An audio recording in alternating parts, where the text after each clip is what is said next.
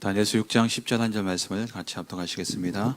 다니엘이 이 조서에 왕의 도장이 찍힌 것을 알고도 자기 집에 돌아가서는 윗방에 올라가 예루살렘으로 향한 창문을 열고 전에 하던 대로 하루 3번씩 무릎을 꿇고 기도하며 그의 하나님께 감사하였더라. 아멘. 우리가 우리의 삶을 진짜 돌아봐야 되겠습니다. 내 삶에 혹시 잎만 무성한 나무가 아닌가?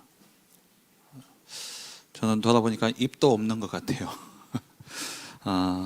잎만 무성한 나무가 아닌가? 진짜 우리의 인생이 한번 사는 인생 열매를 맺어야 되는데 세상의 성공자들도 그렇게 치열하고 그렇게 열심히 자기에게 엄격해가면서 그렇게 자기의 삶을 다스려가고 자기 일에 있어서 진짜 가치를 찾고 그 일이 누군가에게는 도움이 되어주고 누군가에게는 진짜 희망이 되어지는 그러한 일이 되어주도록 세상의 성공자들도요 다 그렇게 살고 그렇게 해서 성공하고 그렇게 살아왔더라고요.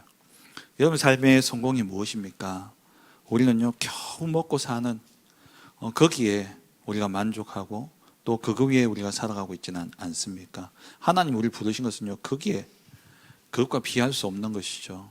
하나님 우리를 부르신 것은 정말 전도자로 부르셨고 우리를 이 시대에 이 땅의 저주와 재앙을 막을 파수꾼으로 하나님 우리를 불러주셨습니다.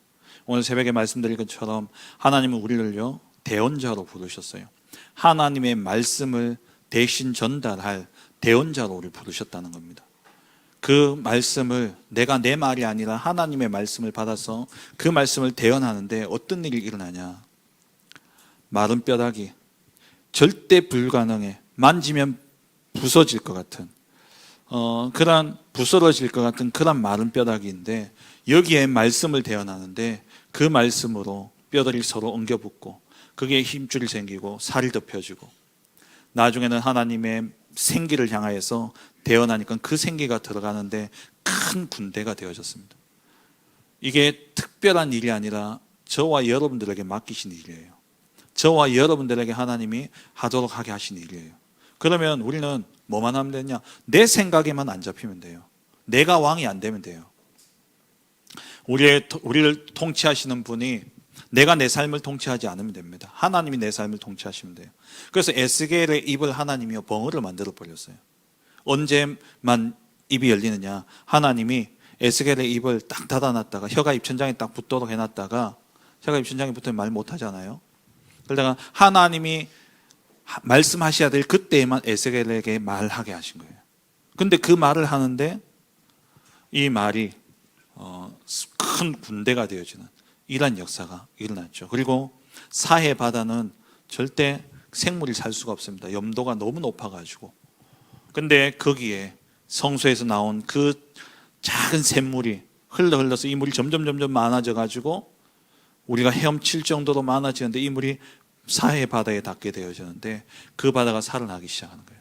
그게 물고기가 생기기 시작하고 그래서 이제는 그전에는 거기에 물고기가 없으니까 어부가 없었어요. 근데 어부가 거기서 생계를 유지할 수 있는 그런 곳이 되어지고 그 사해 바다 옆에는 나무가 자라나는데 그 과실은 우리에게 양식이 되어지고 그 잎사귀는 치료약이 되어지는. 무슨 말입니까? 우리가 말씀을 들고 하나님의 말씀을 들고 대언하게 될 때에 그 말씀이 우리가 볼 때에 정말 나는 아무것도 아니고 나는 부족하고 나는 연약하고 모자라고 내가 가진 것이 없고 내가 누군가에게 어떤 것도 줄 수 없는 그러한 상태일지 모르지만 내가 내 말이 아닌 살아있는 하나님의 말씀을 내가 전달하게 될 때에 그 말씀이 임하는데 내가 할 수 없는 생명의 역사가 일어나고 그 사람이 그 나무가 그 잎사귀가 또 다른 사람을 살리는 치료제가 되어진 것처럼 그 가운데 제자가 세워진 거예요. 이게 뭡니까? 전도운동이에요. 전도운동입니다. 내가 하는 게 아니라는 거예요. 그래서 이번 주 강단 말씀에 하나님이 하시는 되어지는 전도운동 속에 우리가 있어야 되는 겁니다. 그러기 위해서는 키가 뭡니까? 살아있는 하나님의 말씀을 내가 언약으로 붙잡고 믿을 때에 그 말씀의 다스리심 속에 들어가게 될 때에 나의 참된 왕이 하나님이 되시고 참된 왕이 그리스도가 될 때에 그때에 내가 하는 것이 아니라 하나님이 하시는 그 역사 속에 우리가 들어가게 되어지는 겁니다. 이런 전도운동을 우리가 진짜 맛보고 체험해야 되는 것이죠. 이 전도운동 속에 우리가 들어가야 될 정확한 시간표입니다. 지금까지 우리가 잎만 무성했던 그러한 시간들이었다면 이제는 진짜 열매를 맺는 그러한 시작이 되어줄 수 있도록 이번 주 주신 강단의 말씀을 붙잡고 정말 기도하시기 바랍니다. 잎만 무성한 신앙생활이 아니라 정말 열매 맺는 신앙생활로서 하나님이 하시는, 우리가 진짜 한 번은 보고 가야 되지 않겠습니까? 정말 우리 교회가 이것 때문에 세워졌는데 우리 교회가 정말 이 응답을 누려야 되지 않겠습니까? 하나님이 하시는 되어지는 전도운동. 첫째 증거가 뭐냐? 내 마음에 부담이 없어요. 하나님이 하시는 되어지는 전도운동이 아니면 내 마음에 부담만 가득하다니까요. 왜 내가 해야 되니까? 우리는 뭐만 하면 된다고요? 살아있는 하나님의 말씀을 붙잡고 그 말씀 가지고 내 삶 속에 계속 적용하고 말씀을 가지고 기도하면서 내 삶의 말씀의 성취를 누리고 있으면 하나님이 그때의 다메섹에 아나니아라는 제자가 있다니, 아나니아가 바울을 찾아다닌 게 아닙니다. 하나님이 아나니아에게 바울을 갖다 붙이시는 거예요. 이게 되어지는 전도 운동입니다. 그렇게 되면 어떻게 되어지느냐? 그 응답을 내가 받기 시작하면 가는 곳마다 하나님 붙이시는 거예요. 가는 곳마다. 이 전도 운동의 응답을 정말 우리 교회가, 우리 성도님들이 누려야 되겠습니다. 그래서 이제 9월달 다음 주부터 전도 캠프 모임들을 시작을 하고 또 그렇게 인도를 받으려고 합니다. 여러분 정말 기도하시면서 여러분 마음에 결단하시고 정말 내 인생에 내 한 번 사는 인생, 잎만 무성한 인생이 아니라 정말 열매 맺는 그런 신앙인으로 하나님이 하신 전도운동 속에 내가 들어가기를 원한다 믿음으로 결단하시고 정말 함께 인도받는 그런 시간이 되어지기를 원합니다. 못 오시는 분들을 위해서는요 또 온라인으로 그렇게 할 수 있도록 준비를 하겠습니다. 그래서 먼저는 정말 여러분 마음에 기도하고 결단하는 시간이 있으셔야 돼요. 정말 말씀 따라, 말씀이 임했기 때문에 그 말씀에 따라 순종하게 될 때에 하나님은 그때 역사를 시작하십니다. 정말 우리 사랑하는 성도님들 또 저를 포함해서 우리 모두 우리가 먼저 되어지는 하나님이 하시는 되어지는 전도운동의 응답을 맛보고 그래야 우리 후대들에게 그 유업을 남길 수 있습니다. 우리 후대들이, 여러분 지금 한번 생각해 보세요. 우리 아이들이 과연 우리가 떠났을 때 우리가 했던 그 전도운동을 이 아이들이 할까? 지금의 말씀의 그 속에서는 이 아이들요 메시지만 있기 때문에 안 돼요. 왜? 본 게 없기 때문에. 그래서 우리가 정말 이 남은 여생을 두고 남은 날을 계수하라 그랬는데 그 남은 날을 계수하면서 하나님이 주시는 그 전도운동의 응답의 주역으로 우리가 서서 우리 후대들에게 그 유산을, 그 유업을 남기는 그런 우리 복된 교회가 되어지길 주의 이름으로 축원합니다. 오늘 영원 응답의 누림 네 번째, 바벨론 시대의 사람들입니다.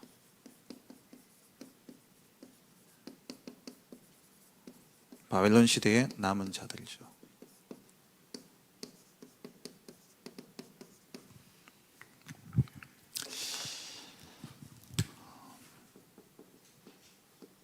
영원 응답이라는 것이 무엇입니까? 내가 오늘 어떤 상황과 현실 속에 있든 간에 나의 현실과 상황이 어떠하든 간에 여기서 초월하여서 영원의 상태에 들어가는 것. 곧 영원의 상태는 하나님 나라죠. 하나님 나라의 그 축복 속에 들어가는 것. 이게 영원 응답입니다. 그러니까 내 생각, 내 기준, 내 방법, 내 목표가 아니라 하나님의 다스림 속에 들어가 버리는 거예요. 모든 현실과 상황 속에. 그래서 영원 응답은 우리가 하나님 이미 우리에게 주어졌는데 아직 내게 이루어지지 않았기 때문에 여기서 사람들요 계속 갈등하게 되어지는 겁니다. 그런데 우리가 늘 이 긴장 속에 살아가거든요.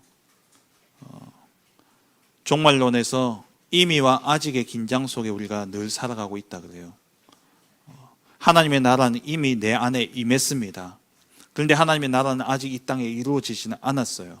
내 안에 이루어진 이 하나님의 나라에 내가 집중해야 되는데, 내 안에 이루어진 하나님 나라에 내가 집중하지 못하면 나를 둘러싼 아직 이루어지지 않은 하나님 나라의 영향을 받으면서 거기에서 내가 흔들리고 넘어지고 자빠지는 거예요. 내 안에 모든 문제 해결하신 그리스도가 하늘과 땅의 모든 권세를 가지시고 내 안에 임재하고 계시는데, 그 그리스도께 집중하면 나를 둘러싸고 있는 상황과 현실은 아무것도 아닌데, 그건 이미 끝난 건데, 내가 이 그리스도께 집중하지 않으면 어디에요? 아직 끝나지 않은 거기에 내가 집중하는 순간에 내가 마음과 생각과 현실 속에 영향받고 거기에 다 마음과 생각이 무너지게 되어지는 것이죠. 그래서 우리는 이 사이에 있기 때문에 뭐 하라고요? 영적 누림을 늘 가져야 됩니다. 늘 영적 누림을 해야 돼요. 다시 말하면 집중입니다. 무엇에 집중합니까? 그리스도께, 하나님 나라에, 성령 충만, 성령에 우리가 집중하는 거예요. 거기에 집중해야 현실이 안 보입니다. 현실이 초월하게 되어 있어요. 그 현실이 내게 영향을 주지 못하게 되는 겁니다. 그런데 우리가 여기에 집중하지 않으면 무엇에 영향받습니까? 현실과 상황에 영향받으니까 맨날 아직 안 끝났다. 거기에 영향받게 되어지죠. 그래서 우리는 뭐 해야 됩니까? 영적 싸움 싸워야 돼요. 다 이루셨습니다. 그리스도께서 다 이루셨어요. 사단은요, 항상 우리를 어디에 머물게 하느냐? 아직에 머물게 하는 거예요. 아직 안 끝났다. 아직 남았다. 사단은요, 계속 우리를 여기에 머물게 만들어서 뭐 하게 하냐? 완전한 해방과 완전한 자유를 얻었고 완전한 하나님 나라의 축복을 받았음에도 불구하고 누리지 못하게 만드는 것이죠. 그래서 날마다 우리는 이 영혼 응답 속에 들어가기 위해서 시작을 뭐 하라고요? 오직. 아직이 아니라 오직 하셔야 돼요. 아직이 아니라 오직 그리스도께 집중하는, 여기서 시작하게 될 때에 내 모든 삶이 어떻게 되냐? 유일성의 응답으로 온다. 이 말은 뭐냐니까, 과거, 현재, 미래가 아직에 있을 때는 과거, 현재, 미래가 다 문제인데, 내가 오직 속에 들어가 임의의 상태로 들어가는 순간 과거, 현재, 미래가 다 살아나 버려요. 그게 합력하여 선을 이루는데 그게 내게 유일성의 응답으로 오게 되어지는 거죠. 이것이 결국 무엇으로 남냐? 영혼 응답의 작품으로 남는데, 그게 재창조면서, 다시 말하면은 이 재창조로 나타나는데, 그게 바로 뭐냐니까, 영혼 응답은 결국 영혼 살리는 증인되어지는 전도의 축복으로 이어지는 것입니다. 증인이 되어져요. 그게 재창조입니다. 고린도후서 5장 17절에 그리스도 안에 있는 우리는 새로운 피조물이라고 그랬죠. 새로운 피조물, 증인이 되어지는 거예요. 그 증인이 누구냐? 오늘 본문에 오늘 살펴볼 다니엘과 이 세 친구, 바벨론 시대에 남은 자였던 이 다니엘과 세 친구들이었죠. 그래서 먼저 참고적으로 조금 설명하고 지나간다면, 바벨론의 포로는요, 바벨론 포로는 3차에 걸쳐서 진행되어졌습니다. 1차는 오늘 새벽에도 말씀드렸습니다는 BC 605년에 1차 포로가 이루어지죠. 요아긴 왕 때에 이루어집니다. 이 1차 때 끌려가는 사람이 누구냐? 다니엘과 세 친구예요. 요 1차 때 다니엘과 세 친구가 끌려가게 되고요. 2차 때가 BC 597년.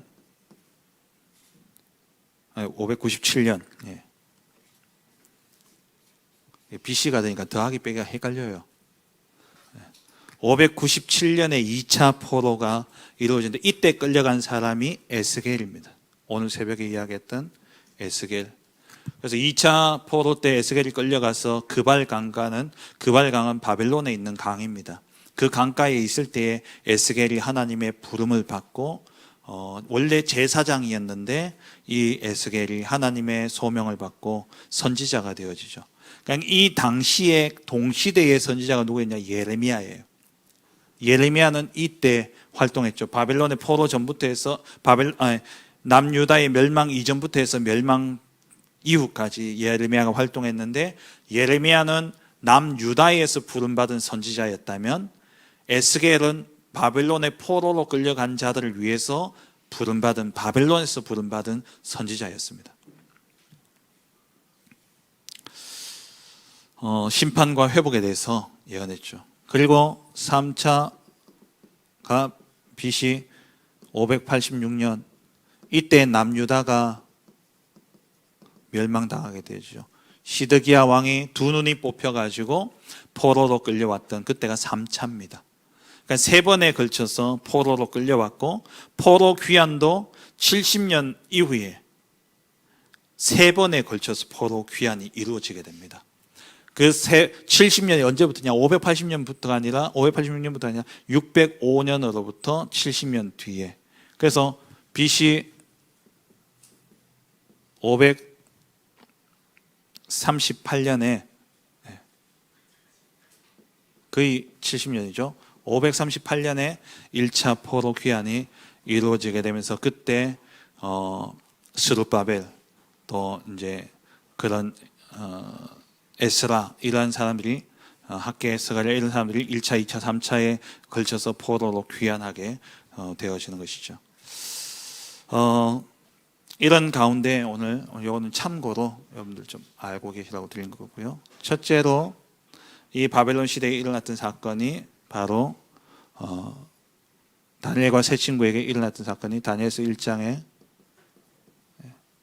왕의 진미를 먹는, 다시 말해서 뜻을 정하는 이러한 사건이 일어났죠. 남유다의 멸망 직전이었죠. 남유다가 멸망하려는 그러한 시간표 속에 멸망 이전에 먼저 포로로 끌려온 거예요. 포로로 끌려왔는데 이 다니엘과 세 친구는요, 무엇을 알았냐? 하나님의 말씀을 딱 붙잡고 있었어요. 이 다니엘과 세 친구가 이렇게 끌려오게 될 때에 왜 포로로 끌려올 수밖에 없었는지에 대한 이유를 분명히 알고 있었습니다. 이 다니엘과 세 친구가 하나님이 주신 그 말씀, 이 끌려올 때에, 그때 누가 예루살렘에서 활동하고 있었습니까? 선지자 중에 예레미야가 활동하고 있었죠. 그 예레미야가 선포한 말씀을 다니엘이 알고 있었어요. 마음에 딱 가지고 있었다니까요. 다니엘서 9장을 한번 보세요. 성경책 다니엘 9장 2절입니다.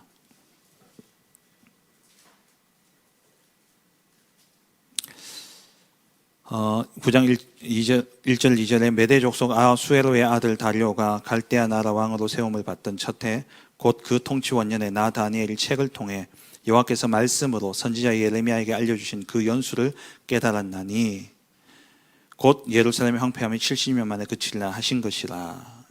다니엘이 책을 통해서 예레미야가 알려줬던 그 연수를 깨달았다 그랬어요. 그러니까 예레미야가 했던 그 말을 처음에는 이렇게 들었죠. 듣고 기억은 하고 있었는데 그것을 무엇을 통해서요? 통치원년의 다니엘 책을 통해서 확인하게 되어진 겁니다. 그러니까 이 예레미야가 했던 말을 마음에 담아놓고 있었다라는 거예요. 하나님의 그 바벨론의 포로가 된 이유와 거기에 대한 답을 분명히 알고 있었다라는 겁니다. 살아있는 하나님의 말씀이 다니엘과 그 세 친구 속에 있었기 때문에 그 현실 속에서 왕의 진미를 먹으라는 그 상황 속에서 이들이 먹지 않겠다라고 결단할 수 있었던 것이죠. 그러니까 현실과 상황을 보면은 사실 이것 때문에 죽을 수도 있는 상황입니다. 그렇잖아요. 그 다니엘서 1장에 보면은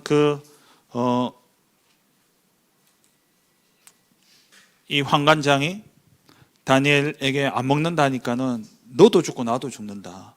그래요. 그러니까 생명의 위협, 생사의 그러한 기로에 서서도 이들이 무엇을 했냐? 뜻을 정했던 거예요.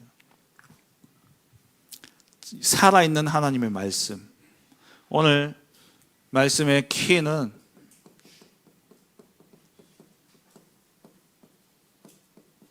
영원 응답 속에 들어가기 위해서 우리가 누려야 될 것. 진짜 살아있는 하나님의 말씀을 내게 각인 뿌릴 체질 되어주도록 언약으로 딱 붙잡아야 돼요. 그래야 뭐가 안 보여지냐? 이게 안 보여지는 거예요. 현실과 상황이 아닌 뭐요? 이미 다 이루신 그리스도, 이미 다 이루신 하나님, 하나님이 다 하신 그것을 보았기 때문에 다니엘이 결단할 수 있었던 거죠. 그랬더니만 어떤 일이 일어났습니까? 왕의 진미를 거부하고 그때 하나님이 나타낸 증거가 15절 말씀에 1장 15절에 우리 성경 하나는 넘기면서 볼 겁니다.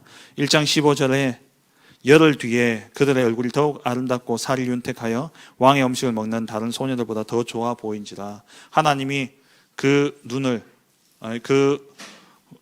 그들의 그 모든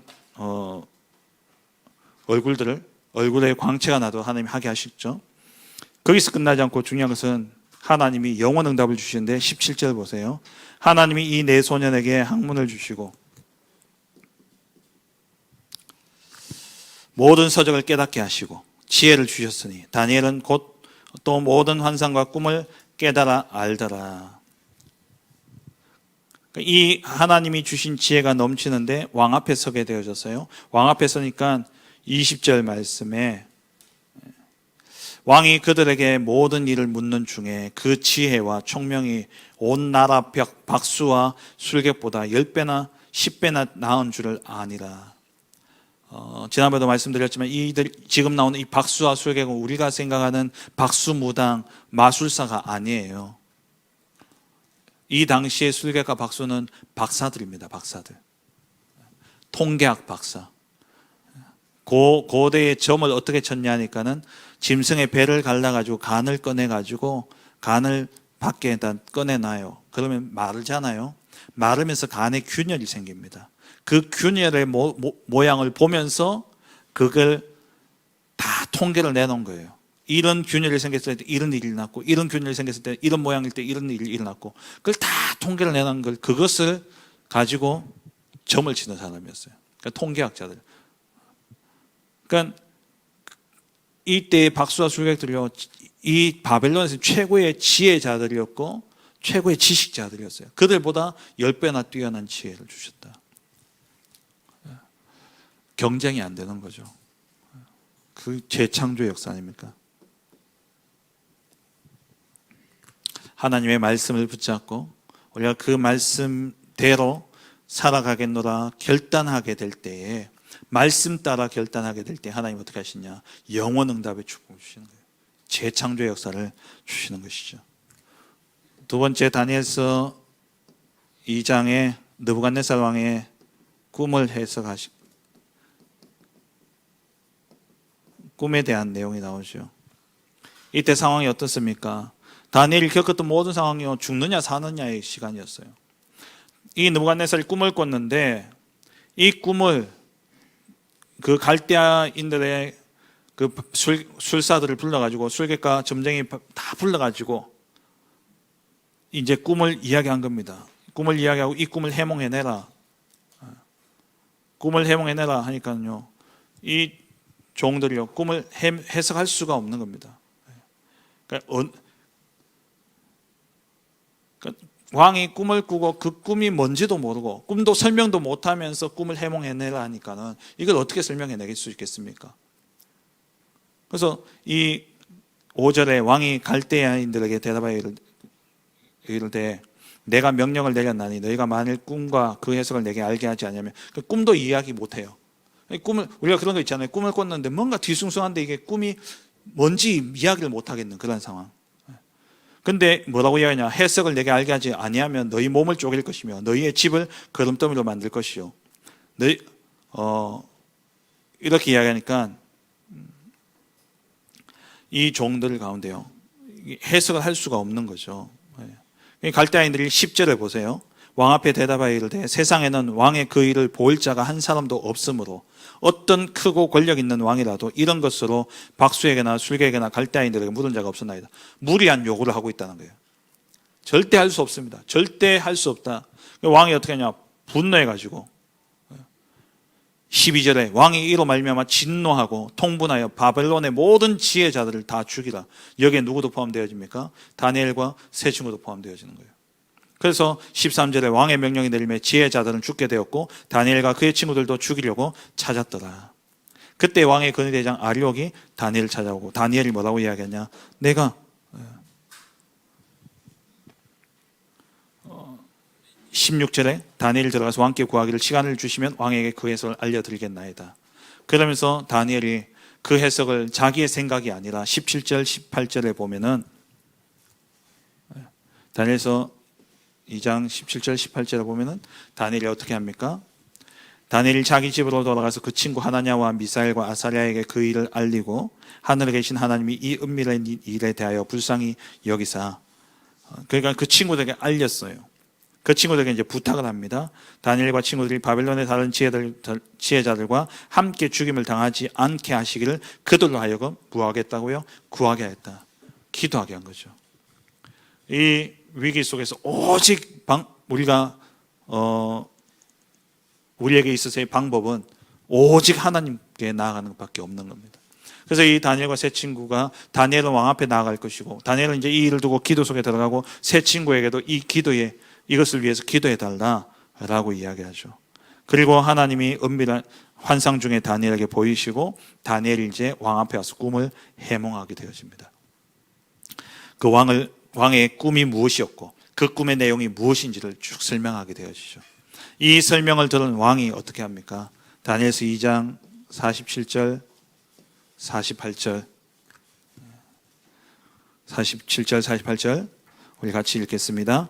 왕이 대답하여 다니엘에게 이르되 너희 하나님은 참으로 모든 신들의 신이시오 모든 왕의 주제시로다. 네가 능히 이 은밀한 것을 나타내었으니 내 하나님은 또 은밀한 것을 나타내시는 이시로다.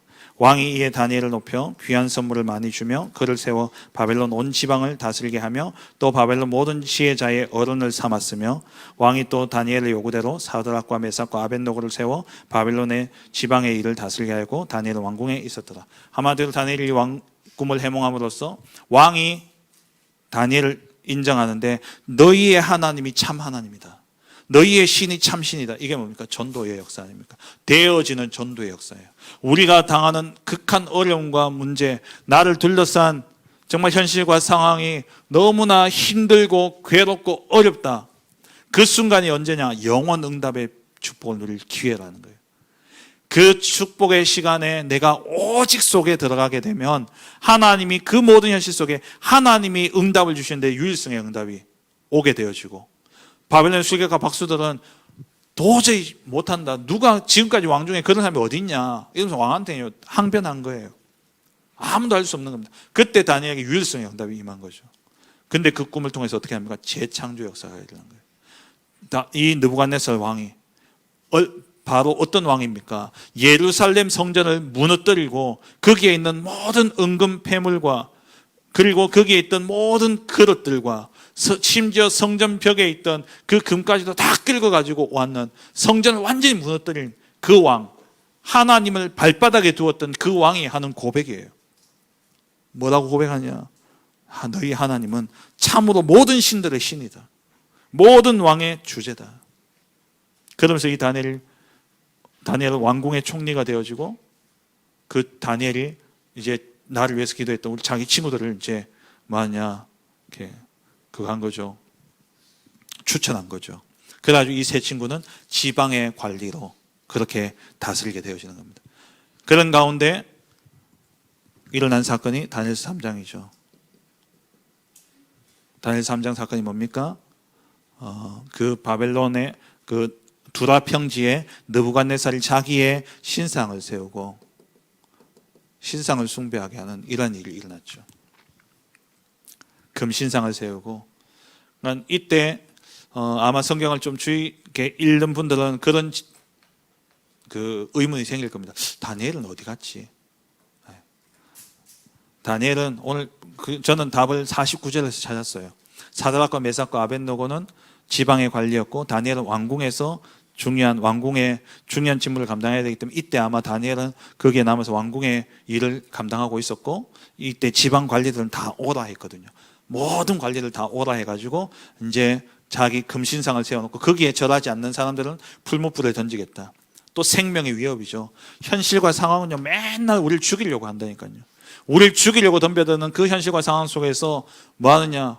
오직 하나님을 인정하고 오직 하나님을 우리의 통치자로 우리의 왕으로 모시고 지난주 다윗과 같이 여호와는 나의 목자시니 내가 부족함이 없으리로다. 현실과 상황은 부족한 것 투성이고 현실과 상황은 도망자의 신세고 그런 상황 속에서 하나님만이 나의 피난처가 되시고 하나님이 나의 유일한 나의 망대가 되시고 하나님이 나의 보호자가 되시고 나의 목자가 되신다. 이 사실을 인정하는 자에게 하나님 어떻게 하시냐? 그 생명의 위협 가운데 있는 절체절명의 그 자리에서 하나님은요 유일성의 응답을 주시게 되어진 겁니다. 다 절하는데 이들요 절하지 않아요. 그때 3장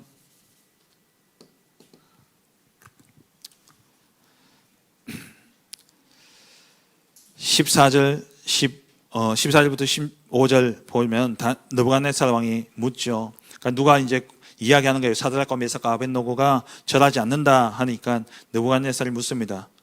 너희가 내 신을 섬기지 아니하며 내가 세운 금신상에 절하지 아니한다 하니 사실이냐? 이제라도 너희가 준비하였다가 나팔과 이 불면은 소리가 들릴 때 음악 소리를 들리면 내 신상 앞에 엎드려 절하면 살겠다. 근데 절하지 아니하면 너희를 맹렬히 타는 풀무불 가운데 던질 것이다 라고 이야기하죠. 너희를 내 손에서 건져낼 신이 누구냐? 우리가 당하는 모든 현실이요 이 질문이에요. 여러분들이 당하고 있는 모든 어려움과 당하는 문제 사건들이요 세상은 여러분들에게 그 사건을 통해서 뭐라고 질문하고 있냐? 여기서 건져낼 신이 누가 있냐? 라고 우리에게 질문하고 있는 거예요. 우리가 당하고 있는 어려움들이, 우리가 당하고 있는 그런 현실과 문제들을 내가 그냥 당하는 문제처럼 보여지지만 영적으로 어떤 질문이냐? 사단이 묻는 거예요. 여기서 누가 건져내냐? 그때 우리는요 당당하게 대답해요. 이 세 친구처럼 17절 18절에 대답하죠. 16절에 이 모든 일에 왕에게 대답할 필요가 없습니다. 왕에게 굳이 대답할 필요 없다는 거예요. 그러면서 왕이여 우리가 섬기는 하나님이 계시다면 우리를 그 풀무불 가운데서 건져내실 것이고 왕의 손에도 건져내실 것이다. 그렇게 하지 아니하실지라도 그렇게 하든 안 하든 우리는 하나님의 영원의 응답을 받기 때문에 이미 완전한 하나님 나라의 복을 우리가 보았기 때문에 죽고 사는 문제를 넘어서서 초월해서 영원의 응답 속에 들어가 버린 것이죠. 그때 어떤 일이 일어났습니까? 풀무불을 7배나 더, 그 말은 7배라는 것은 완전수예요. 지금처럼 온도계가 있어서 그걸 잴 수 있겠습니까? 7배, 말이 7배지 뭐냐 완전 할 수 있는 대로 뜨겁게 만든 거예요. 얼마나 뜨거웠던지 다니엘 이 세 친구들 던져 넣으려고 가던 사람이 타 죽어 버렸어요. 근데 이 세 친구는 어떻게 됐습니까? 들어가서 그 불 속에서 거닐다가 나왔는데 탄내가 하나도 안 나요. 머리카락 탄내도 하나도 안 나요. 이 사건을 통해서 하나님 또 뭐라 하십니까? 재창조의 역사를 또 일으키시는 거예요. 그게 오늘 3장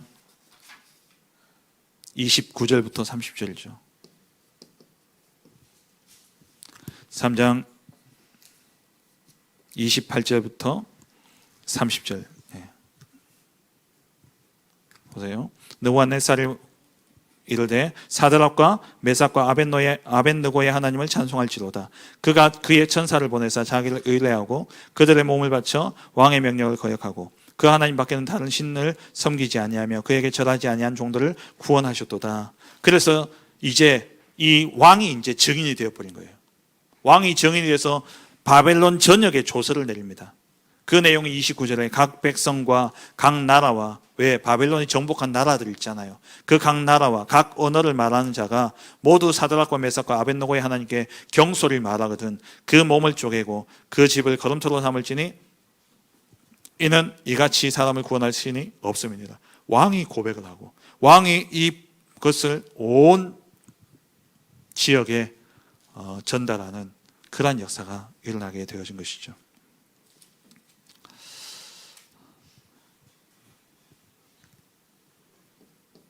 그러면서 이 왕이 이 정도 되면 깨달아야 되는데, 이 정도 되면 진짜 하나님밖에 없으면 알아야 되는데, 이 왕이요 또 자기가 교만해진 거예요.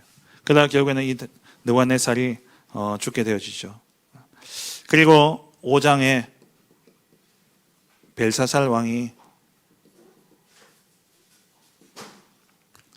이제 잔치를 베풀고 그러면서 환상을 보게 되어집니다.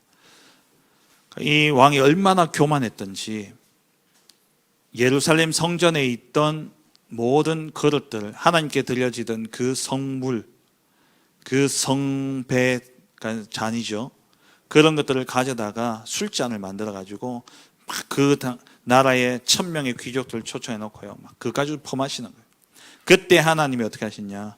나타나서 환상을 보이는데 손이 나타나 가지고요, 벽에다가 글을 쓰는 겁니다. 그 글을 쓰는데 이 왕이요, 그 글을 보고 두려움에 딱 사로잡힌, 이 글을 해석할 자가 없는 거예요. 이 당시에 다니엘은요 조금 밀려나 있었어요. 왜냐하니까 이 느부갓네살 왕이 그렇게 처음에 하나님밖에 없다 막 이래놓고는 이제 자기가 나라가 점점 강대해지고 이러니까요 교만에 빠지고, 그러면서 하나님을 믿지 않았던 거죠. 그래서 두 번째 꿈을 꾸게 되어지고, 그래서 완전히 무너지고 하나님 말씀하시잖아요. 그런 가운데 다니엘은 조금 소외되어져 있었는데, 그때 이 꿈을 꾸니까 이 왕이 막 두려워 떨면서, 그러니까 왕비가 와가지고 이것을 해석할 자가 있다. 그래가지고 누굴 추천하냐? 다니엘을 추천하게 돼요. 그래서 다니엘이 와서 이것을 이제 해석하는 겁니다. 해석하는데 해석의 내용은 아시다시피 메네 데겔 우바르신이라고 나오죠. 그러니까 이 메네는 하나님이 이미 왕의 나라의 시대를 세워서 그 왕의 시대를 끝내게 하셨다라는 말이에요. 그러니까 이 나라가 이제 망한다라는 것이죠. 메네. 그러면서 데겔은 왕을 저울에 달아보니 하나님 보시기에 부족하다. 그러니까 왕이 더 이상 왕의 자리에 있을 수 없다라는 거예요. 그래서 베레스, 마지막 베레스는 왕의 나라가 바벨론이 이제 메대와 바사에 의해서 새로 무너지고 메대와 바사가 이 나라를 정복하게 될 것이다 라는 그 예언을 하는데, 이것을 설명하는데 이 왕이 다니엘에게 금사슬을 내어주면서, 그러면서 그 나라의 세 번째 통치자로 세우게 되어집니다. 근데 그 밤에 30절 보세요. 5장 30절에 그날 밤에 갈대아 왕 벨사살이 죽임을 당했어요. 누구에게? 메대 사람 다리오에게. 그래서 나라가 바뀌는 일이 일어나는 거예요. 그날 밤에. 그때 그럼 이 다리오가 다니엘을 어떻게 여기겠습니까? 다니엘의 해석대로 되어졌잖아요. 다니엘이 이 나라 망하고 당신 죽고 메대 바사가 일어나서 이 나라를 삼킬 것이다 했는데, 다리오가 그날 밤에 그 일을 이룬 거예요. 그럼 그 이야기를 들은 다리오가 어떻게 하겠습니까? 다니엘을 높이죠. 그래서 다니엘이 총리가 되어진 거예요. 총리가 되는데 어느 정도로요?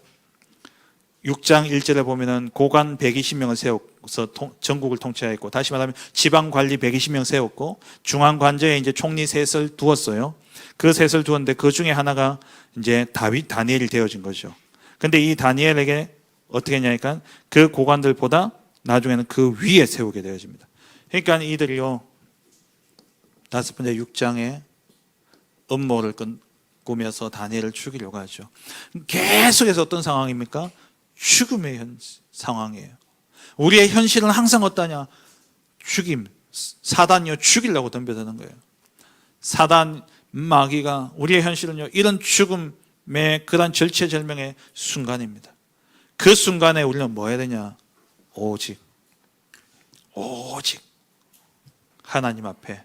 다니엘이 어떻게 합니까? 그래서 오늘 다니엘서 6장 10절 오직 했죠. 자기를 죽이려고 조세의 어인을 찍고 모든 상황을 다니엘을 죽이려고, 다니엘 한 사람만 보고 만든 법이었기 때문에 안 걸려들 수가 없어요. 다니엘 총리가 되자마자 일어난 일이거든요. BC 539년에, 그러니까 이 바벨론이 언제 망했냐? 539년에 망했어요. 이 다리오에 의해서. 망한 그 해에 다니엘이 총리로 세워졌는데, 이걸 이제 사람들이 시샘을 해가지고 다니엘을 죽이려고 했던 거죠. 그래서 어디에 던져집니까? 그 상황 속에서 다니엘은 오직 했어요. 조세 여인이 지킨 줄 알고도 전에 하던 대로 늘 다니엘은 어땠냐? 오직의 삶을 누렸던 거죠. 늘 하나님께 집중했던 겁니다. 전에 행하던 대로 하루 3번씩 무릎을 꿇고 기도했다. 그러면서 하나님께 그 모든 상황을 뭐 했어요? 감사했어요. 영원의 응답을 누리는 사람은요, 모든 것을 초월하여 뭐하냐? 감사할 수 있습니다. 감사할 수 있어요. 이렇게 되어지니까 이 다리오 왕이요, 계속 지켜본 거죠. 다리오 왕이 뭐라 그러니까, 전에 네가 항상 섬기는 네 하나님이 너를 구원하시기에 능하셨냐? 너를 구원하실 것이다. 사자굴에 들어가기 전에는 왕이 16절에 왕이 다니엘에게 이르되 네가 항상 섬기는 너의 하나님이 너를 구원하시리라. 이 왕이요, 다니엘을 잃고 싶지 않은 거예요. 다니엘이 너무 귀하니까. 그래서 이 왕이요, 밤을 새웠어요. 다니엘은 오히려 사자들 사이에서 모피 입을 덮고 편안하게 잤는데, 왕은요, 뜬 밤으로 눈을 센 겁니다. 밤을 지새고, 뜬 눈으로, 뜬 밤이 아니라 뜬 눈으로 밤을 지새고, 그래서 18절에 보면 밤이 새도록 금식하고, 금식기도 누가 있냐? 다니엘이 아니라 왕이 금식기도 한 거예요. 오락을 거치고. 아니, 왕이 되고 난 다음에, 이제 나라를 정복하고 난 다음에 얼마나 많은 그런 것을 누릴 수 있었겠습니까? 그 모든 것을 기도하고요, 다니엘을 위해서. 그래서 새벽에 달려와요. 달려오면서 20절에 살아계시는 하나님의 종 다니엘아, 네가 항상 섬기는 내 하나님이 사자들에게서 너를 능히 구하였느냐. 그때 다니엘이 이야기하죠. 왕이여 만세수를 하옵소서, 만수무강하옵소서. 하나님이 다니엘을 지키신 것이죠. 그래서 26절에 6장 26절에 26절 27절에 이때는 왕이, 그러니까 정권, 그전엔 바벨론이었고 이제는 메데바사, 그 나라에 내린 조서입니다. 내 나라 관할 아래에 있는 사람들은 다 다니엘의 하나님 앞에서 떨며 두려워할지니 그는 살아계시는 하나님이시요 영원히 변하지 않으실 이시며 그의 나라는 멸망하지 아니할 것이요 그의 권세는 무궁할 것이며 그는 구원도 하시며 건져내기도 하시며 하늘에서든지 땅에서든지 이적과 기사를 행하시는 이로써 다니엘을 구원하여 사자의 입에서 벗어나게 하셨습니다. 누가 전도자가 됐습니까? 다리오 왕이요. 재창조의 역사, 영원의 응답이죠. 말씀을 맺겠습니다. 우리가 처한 현실, 상황, 이 속에서 우리는요, 이미 모든 것을 해결하신 그 하나님과 그리스도에게 우리는 집중해야 됩니다. 집중하기만 하면 하나님이 모든 상황 속에 유일성의 응답을 하나님이 주십니다. 이 응답이 뭐가 되어지냐? 증거가 되어져서, 이것이 증거가 되어져서 우리로 증인 삼으시는 거예요. 이게 뭡니까? 하나님이 하시는, 되어지는 전도운동입니다. 그러면 다니엘이 이 모든 응답을 누릴 수 있었던 시작이 뭡니까? 살아있는 하나님의 말씀을 붙잡고, 그 말씀, 이사야에게 주셨던 그 언약의 말씀들과 또 그 말씀의 성취를 가지고 또 다시 말씀한 예레미야의 말씀들을 이 다니엘이 가지고, 그 또 바벨론에서 외치고 있는 에스겔의 그 외침들을 이 다니엘이 듣고, 그 살아있는 말씀을 가지고 하나님 앞에 나아갔을 때 그 모든 현실이 뭐가 되어지냐? 유일성의 응답으로, 재창조의 역사로 바뀌어진 겁니다. 그래서 사랑하는 우리 모든 성도님들, 우리의 현실 사실 쉽지 않죠. 어렵죠. 지금 상황 어렵죠. 정말 이렇게 보니까 우리 너무 힘든 그런 상황이더라고요. 현실 속에 산업 현장도 그렇고 모두가 어렵다는, 힘들다는, 또 교회적으로도 그렇고 또 우리 개인적으로도 그렇고 그런 현실과 상황 속에 우리가요 자꾸 아직 끝나지 않았다는 이 현실과 상황 속에 우리가 들어가 버리면 우리는요 그 속에서 죽어 나가게 되어 있어요. 하나님 왜 주셨냐? 새로 시작하라고요. 우리를 증인으로 삼기 위해서 하나님이 주신 새 응답의 시간표입니다. 오직에 살아있는 하나님의 말씀 속에 들어가시기 바랍니다. 여러분들 모든 현실과 상황을 가지고 말씀 앞에 나가세요. 여러분들 모든 고민과 갈등과 그 모든 현실들을 가지고 예배 앞으로 나오세요. 그리고 하나님 앞에 내어놓고 말씀을 받으세요. 그러면 그 말씀 속에 하나님이 모든 거기에 대한 완전한 답을 주십니다. 그 답을 가지고 현장으로 가시라니까요. 그래서 거기서 내가 자꾸 사단이 아직 속이기 때문에 그 속에서 말씀 붙잡고 계속 이 상태에 머물러야 돼요. 그게 집중의 시간이고 그게 삶 집중이요. 그게 삶 오늘입니다. 말씀 붙잡고 계속 기도. 우리가 그렇잖아요. 말씀 속에 들어가면 나는 온데간데 없어요.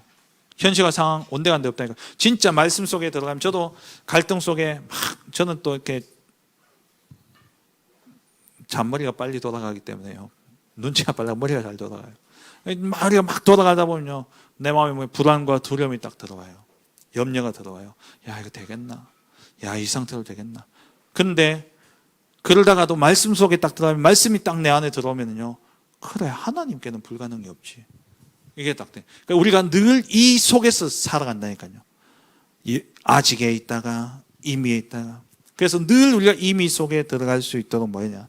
영적 누림, 영적 싸움. 그래서 다니엘이 전에 하던 대로 다니엘을 향해서 다리오 왕이 네가 전에 항상 섬기던 내 하나님이 늘 하나님 주신 말씀의 성취의 언약을 붙잡고 이루어질 그 속에 들어가 있을 때에 현실에 어떤 문제가 오더라도 그게 내게 영향을 주지 않고 그걸 초월하는 응답. 그 응답이 내가 살았다가 아니라 그걸 넘어서서 전 세계에 재창조의 역사로 하나님의 살아계심을 나타내는 하나님이 하시는 되어지는 전도운동이 일어나게 되어지는 겁니다.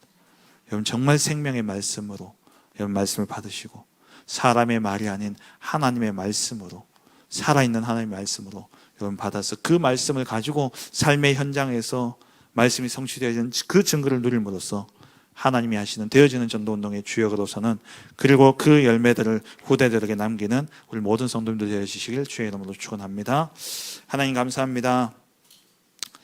늘 죽음의 위기 속에 있었던 다니엘과 세 친구가 그 늘 그런 상황 속에서도 반드시 살아 성취되어질 언약의 말씀을 붙잡고 날마다 결단하며 늘 그 말씀 붙잡고 하나님께 집중하는 기도 속에 들어갔을 때에 그 현실이 그들을 삼키지 못하였고 오히려 그 현실을 정복하여 그것이 증거가 되어져서 모든 바벨론과 페르시아 전역에 하나님의 살아계심을 나타내는 참된 하나님이 하시는 되어지는 전도운동의 응답을 누렸던 것처럼 우리의 현실과 우리를 둘러싼 상황이 나를 무너뜨리고 나를 죽이려 하고 내게 절망과 내게 포기를 가져다 줄 정도로 너무나 어렵고 힘든 상황이라 할지라도 다 이루신 그리스도의 언약을 붙잡고 오직 그리스도 오직 하나님 나라 오직 성령 충만의 언약의 말씀을 붙잡고 집중하는 가운데 하나님이 하시는 되어지는 전도운동의 주역으로서는 우리 모든 성도님들 되게 하여 주옵소서. 예수 그리스도의 이름으로 기도합니다. 아멘.